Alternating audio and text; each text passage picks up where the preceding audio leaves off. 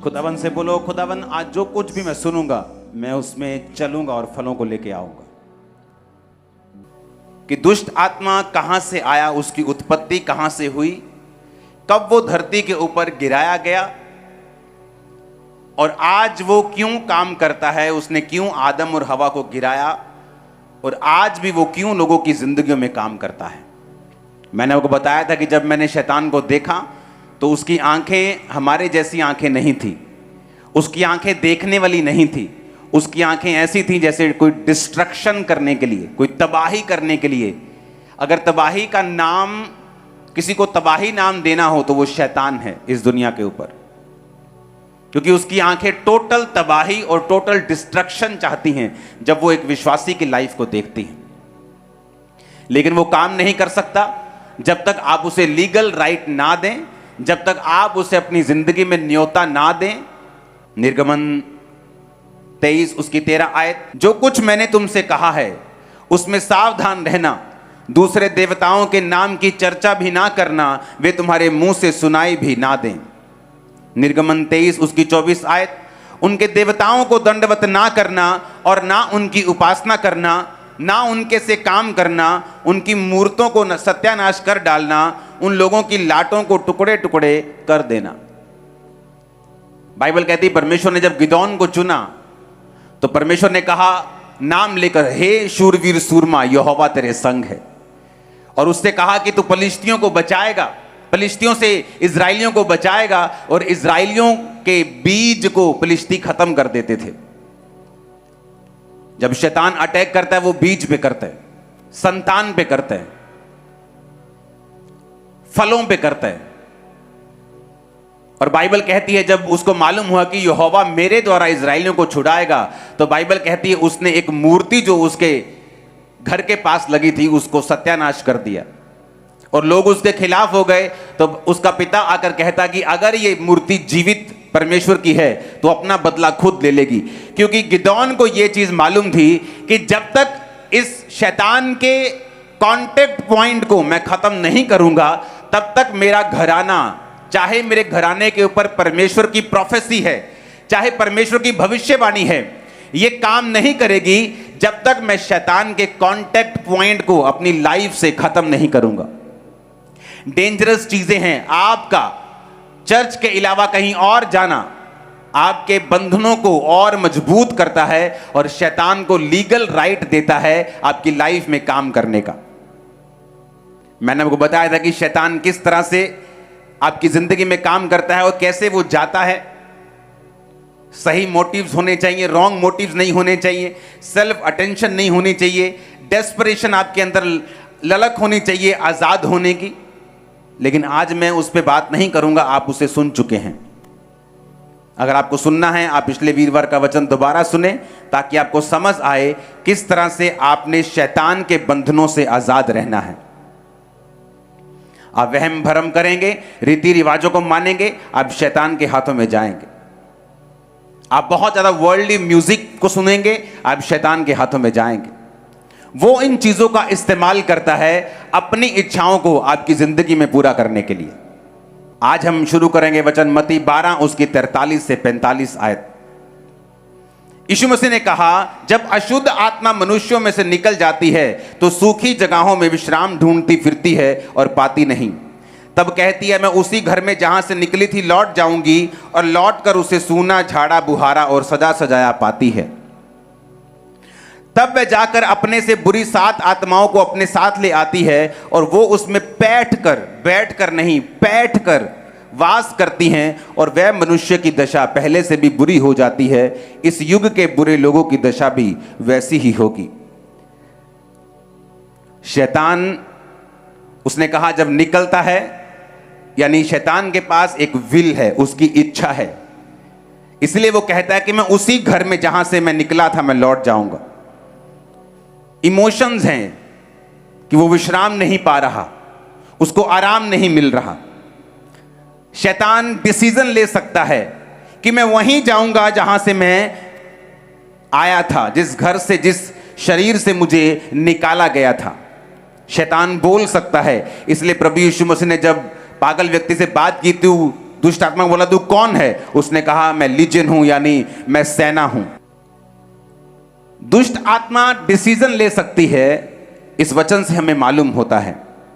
लेकिन परमेश्वर ने कहा जब एक व्यक्ति में से दुष्ट आत्मा निकाल दी जाती है और वो व्यक्ति का घर फिर से सूना होता है, यानी वो व्यक्ति परमेश्वर में बना नहीं रहता, वापिस अपने उन्हीं दुनियावी चीजों में चला जाता है, वापिस वही काम करने लगता है, वापिस उसी पाप में चला जाता है, वापिस उसी तरह की चीजों में चला जाता है जहां से वो निकला था।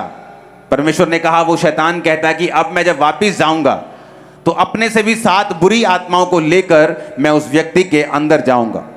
तो कहता कि उस व्यक्ति की हालत पहले से भी जो है वो बुरी हो जाएगी, ऐसा बाइबल कहती है। यानी शैतान के पास विल है, उसके पास इच्छा शक्ति है, वो समझ सकता है चीजों को और ये भी कह सकता है कि मैं वापिस जाना चाहता हूं। हालेलुया। अब हमें ये बात समझनी है कि आपका युद्ध जो है वो शैतान से है। कई बार लोगों को मैं आपको बताता हूं शैतान को कैसे पहचान सकते हैं आप लोग। जब अशुद्ध आत्मा एक व्यक्ति की लाइफ में होती है, वो उसे हमेशा गंदी चीजों की ओर आकर्षित करती है। अनक्लीन रहना, गंदे रहना। बहुत से लोग इस बात को नहीं समझेंगे, लेकिन बहुत से समझेंगे। गंदी स्मेल की ओर आकर्षित होना और बार बार उस स्मेल को सूंघना चाहना, यह भी शैतान की एक आवाज है जो एक व्यक्ति को बोलती है। और जब जब हम शैतान की आवाज को सुनते हैं, हम उसको लीगल पॉइंट देते हैं कि वो हमारी लाइफ में आए और काम करे। और बाइबल कहती है जब शैतान आएगा वो चुराएगा, वो घात करेगा और वो नष्ट करेगा। और यीशु मसीह आए कि हम जीवन पाएं और बहुतायत का जीवन पाएं। अगर मुझे शैतान अपनी लाइफ में नहीं चाहिए तो सबसे पहली बात, मैं शैतान की बात को सुनना बंद करूंगा। वो लोग भी शैतान से कभी आजाद नहीं होते, जिस तरह मैंने आपको पिछले हफ्ते बताया था, जो अटेंशन सीकर हैं, जिन्हें शैतान लगता है कि ये एक अटेंशन पाने का अपने परिवार की तरीका है, वो भी आजाद नहीं होते। जो पूरी तरह से डेस्परेट नहीं है, जो पूरी तरह से ललायत नहीं है, जो पूरी तरह से तैयार नहीं है कि मैं इस दुष्ट आत्मा से आजाद होना चाहता हूं, वो इस आत्मा से आजाद नहीं होते।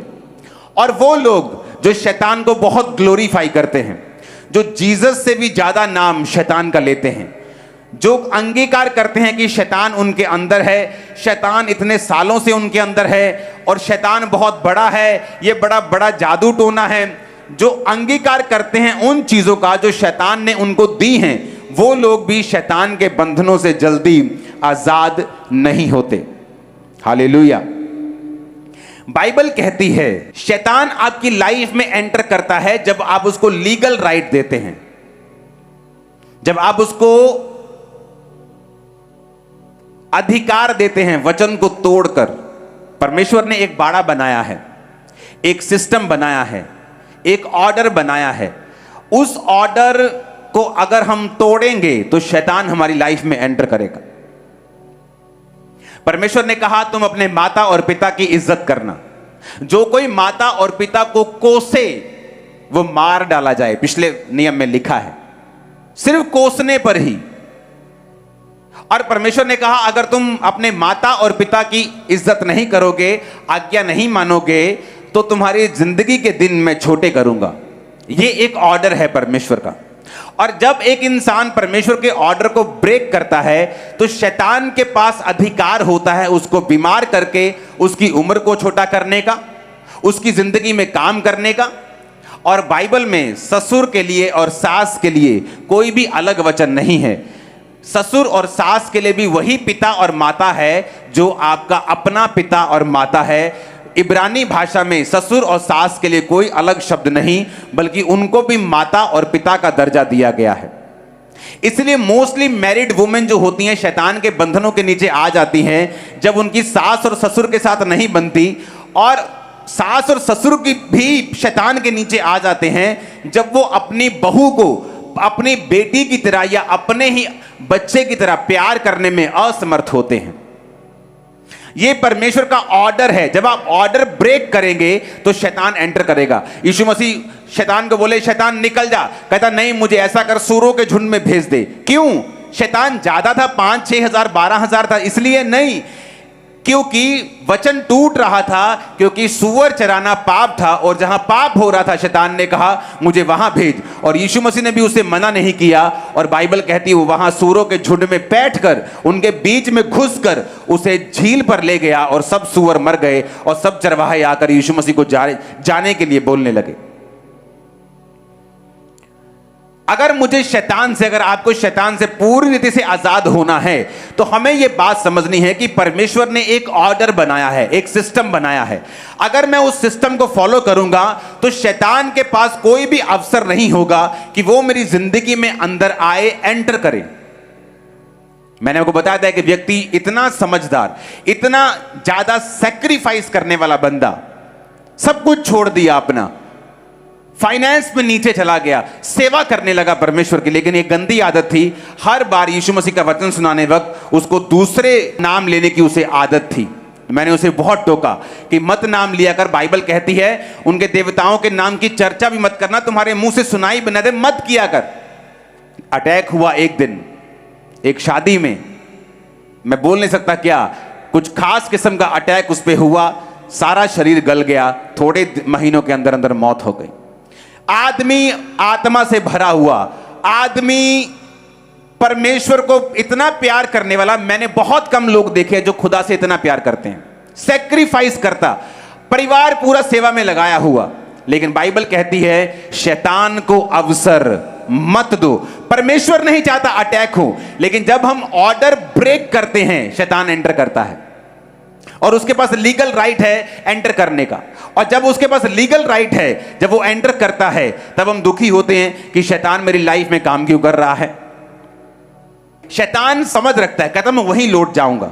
उसके पास बुद्धि है, विल रखता है, पावर रखता है, यानी इच्छा शक्ति रखता है कि जिस घर से मैं निकला हूं मैं उसी घर से वापस, उसी घर में वापस चला जाऊंगा। लेकिन कैसे? जब उसको सूना झाड़ा बुहारा पाती है, जब परमेश्वर से उस व्यक्ति को दूर पाता है, वो फिर से उसमें घुसकर उसको पहले से भी बुरा करने का यत्न करता है।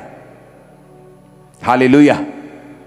आपको यह मालूम होना चाहिए कि अगर परमेश्वर ने आपको छुटकारा देने के लिए बुलाया है, आपके परिवार को छुटकारा देने के लिए बुलाया है, तो गिदोन ने सिर्फ वही काम नहीं किया, उसने वो सारे शैतान के कांटेक्ट पॉइंट खत्म कर दिए ताकि शैतान किसी भी तरह से उसकी जिंदगी में एंटर ना कर सके। अब शैतान किस तरह से हारता है? शैतान के हारने के और भी तरीके हैं। एक तरीका है ड्राई फास्टिंग करना। बाइबल कहती है एस्तर जब राजा के रानी थी और उसको मालूम पड़ता है कि हामान ने एक चिट्ठी निकलवा ली है कि सारे यहूदियों का नाश होगा, तो मोर्दके बोला रानी इसीलिए शायद तू उस कुर्सी पर थी, अब टाइम आ चुका है बचाने का और शैतान के चंगुल से निकलने का। उसने कहा ठीक है, अब तुम जाओ और सब लोगों को बताओ कि 3 दिन ना तो कुछ खाएं और ना तो कुछ पिएं।